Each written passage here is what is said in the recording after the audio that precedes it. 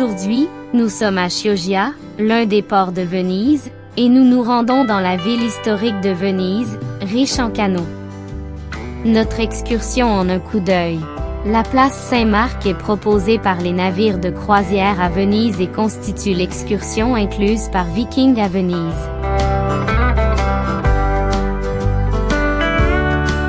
Cette excursion est conçue pour ceux qui ne passent que peu de temps à Venise. Je vais vous expliquer en quoi consiste cette excursion, où nous sommes allés, ce que nous avons fait et la quantité de marches et de stations debout que nous avons dû accomplir. Donc, en regardant cette vidéo, je vais vous montrer ce que vous voyez et les choses à surveiller.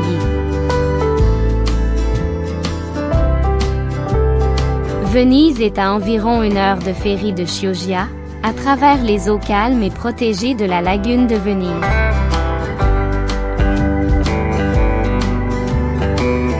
Le ferry emprunte le même itinéraire aller-retour pour Venise, ce qui permet de profiter des vues manquées à l'aller.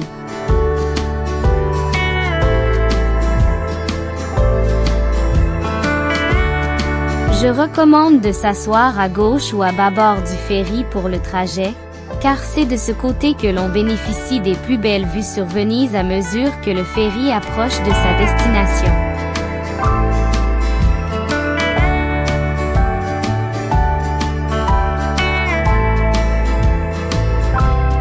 Au retour, ce côté offre une vue imprenable sur les maisons colorées du Lido de Venise, long de 12 km.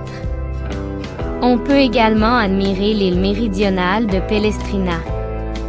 Ces îles protègent la lagune vénitienne méridionale de l'Adriatique et abritent un important protectorat autochtone pour de nombreuses espèces d'oiseaux.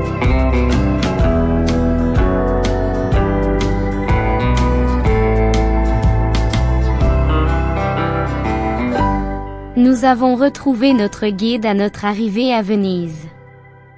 Nous avons ensuite parcouru 50 mètres le long de la riva de Glischiavoni, du ferry jusqu'à l'église de la Pietà, Sainte-Marie de la Visitation. Cette large avenue riveraine est l'une des plus belles promenades au monde. Elle doit son nom aux marchands slaves et aux dalmates, qui s'installèrent dans cette partie de la ville au Moyen Âge. La construction de l'église actuelle de la Pietà a commencé en 1745, à côté d'une ancienne église. Antonio Vivaldi, célèbre compositeur et musicien, y a vécu et joué. Le grand relief au-dessus de l'entrée représente la Charité et a été ajouté en 1800.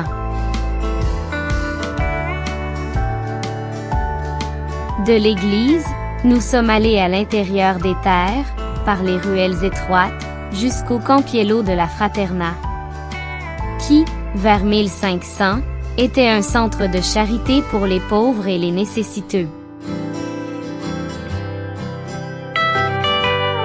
La Fraterna Grande fut fondée ici en 1535 pour dispenser la charité et aider à la libération des débiteurs de prison à Noël et à Pâques.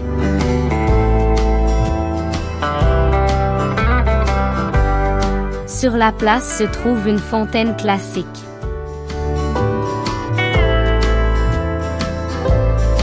De là, nous avons traversé le Rio dei Greci, le fleuve des Grecs. Nous avons ainsi pu admirer le clocher penché de l'église San Giorgio dei Greci. L'église San Giorgio dei Greci fut construite comme église orthodoxe par la communauté grecque installée à Venise après la conquête de Constantinople par les Turcs en 1453. Le clocher fut ajouté en 1590. L'inclinaison est due à l'effondrement de ses fondations pendant la construction. Nous avons ensuite suivi les canaux jusqu'à Campo San Zaccaria et son église du XVe siècle.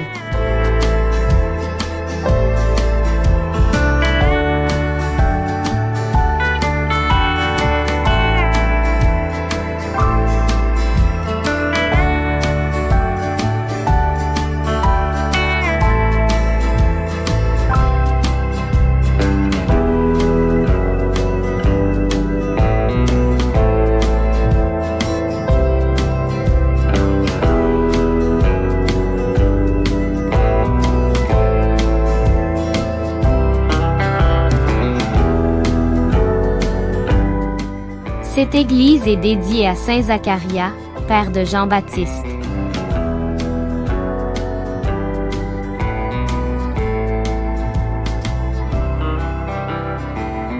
Les restes de Saint Zacharia, offerts à Venise par l'empereur byzantin, se trouvent sous l'autel. C'est la troisième église construite sur ce site.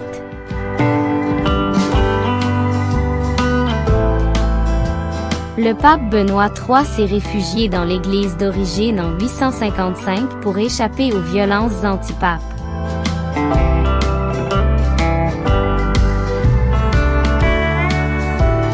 Depuis Campo San Zaccaria, nous sommes retournés à la riva de Glischiavoni. La promenade à l'intérieur des terres totalisait environ 300 mètres.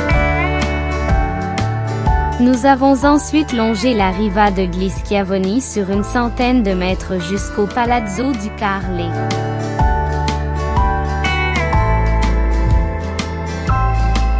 En chemin, nous sommes passés devant le pont des Soupirs, construit en 1614 pour relier le palais des Doges à la structure destinée à abriter les nouvelles prisons. Le nom du pont vient des soupirs des prisonniers qui, passant de la salle d'audience aux cellules, jetaient un dernier regard sur la liberté à travers les petites fenêtres. La légende raconte que si un couple s'embrasse en passant sous le pont, au coucher du soleil, en gondole, ils connaîtront l'amour éternel.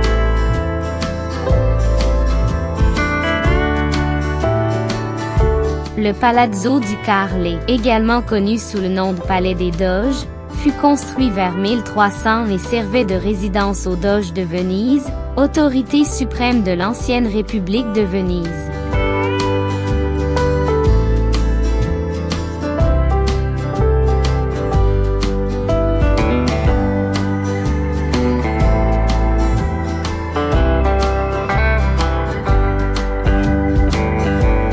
Au Palazzo du Carle, nous avons tourné au coin de la rue jusqu'à la place Saint-Marc.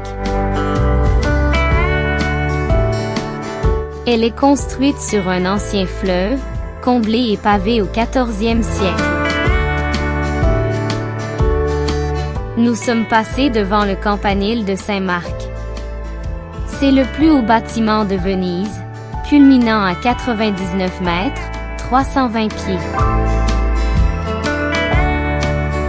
Le campanile actuel a été construit en 1912 pour remplacer celui qui s'est effondré en 1902. Les procuraties, qui abritaient les magistrats chargés des biens de l'Église, ont été construites par étapes, de l'an 1500 à 1650.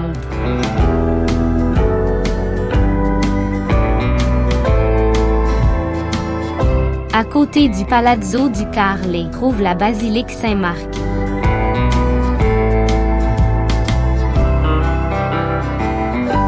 La construction de la basilique a commencé en 1063, en même temps que celle de la cathédrale de Pise.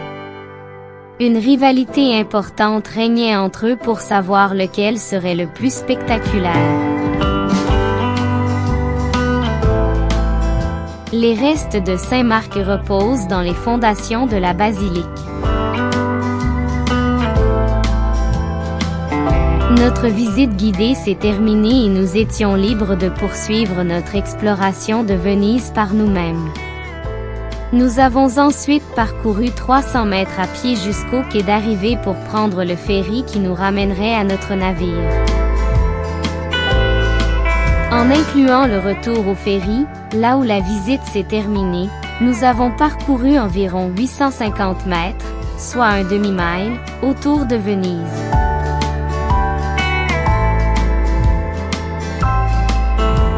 J'ai 2 questions à vous poser. Si vous avez des informations supplémentaires qui pourraient aider les autres, n'hésitez pas à laisser un commentaire. Et si vous trouvez cette vidéo utile, n'hésitez pas à nous laisser un j'aime.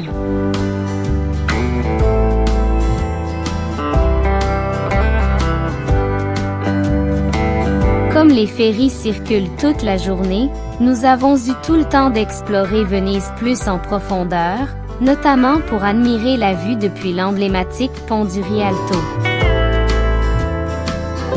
L'entrée à la basilique Saint-Marc est gratuite, mais la file d'attente peut être très longue. Vous pouvez l'éviter en participant à une visite guidée supplémentaire, qui coûte environ 25 €. Le prix des billets pour le Palais des Doges varie de 16 à 30 € selon ce que vous souhaitez voir.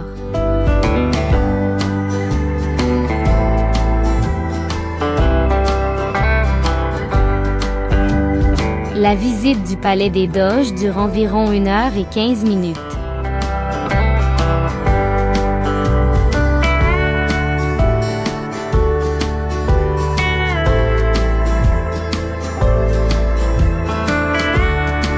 La visite comprend également le pont des Soupirs, où vous pourrez observer par la fenêtre ce que les prisonniers ont vu en traversant le pont.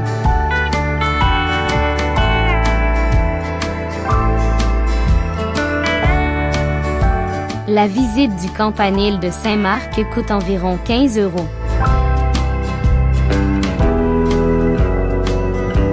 Heureusement, vous pouvez utiliser un ascenseur plutôt que les escaliers pour atteindre le sommet. Cela peut être très bruyant lorsque les cloches sonnent à différents moments de la journée.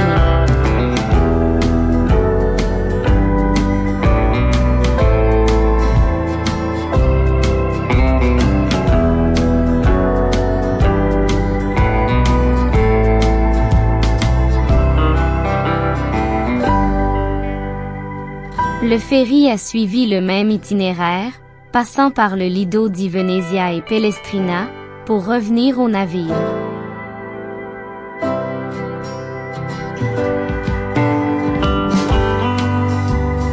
Voici donc notre excursion en un coup d'œil, la place Saint-Marc. Elle ne couvrait qu'une partie de la ville, mais offrait un aperçu fascinant de cette ville surnommée la « ville flottante » et la reine de l'Adriatique.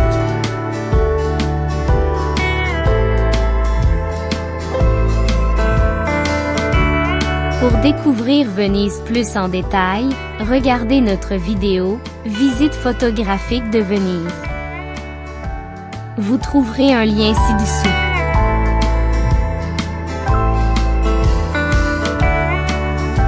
Si vous débarquez d'un bateau de croisière à Venise, sachez que les bateaux n'accostent plus à proximité de la ville. Vous devrez donc faire une correspondance pour Venise.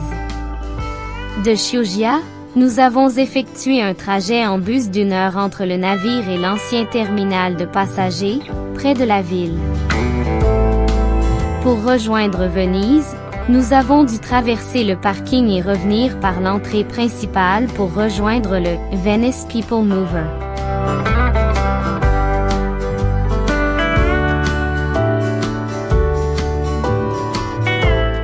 Mon billet pour le People Mover coûtait moins de 2 €, acheté à un distributeur automatique.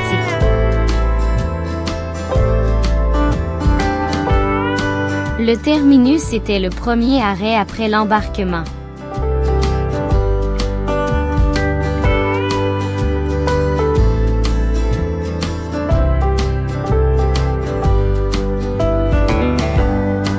De là, nous sommes allés à la Piazzale Roma.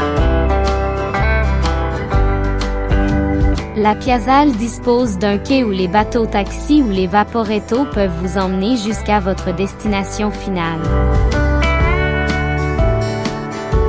La gare de Venise se trouve également de l'autre côté du pont qui enjambe le canal. Des porteurs vous aideront à porter vos bagages sur le pont, mais ils facturent jusqu'à 20 € par bagage.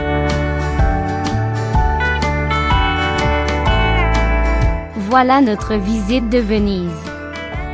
C'est un endroit magnifique, mais à moins de prendre une gondole ou un bateau, il faut beaucoup marcher pour tout voir.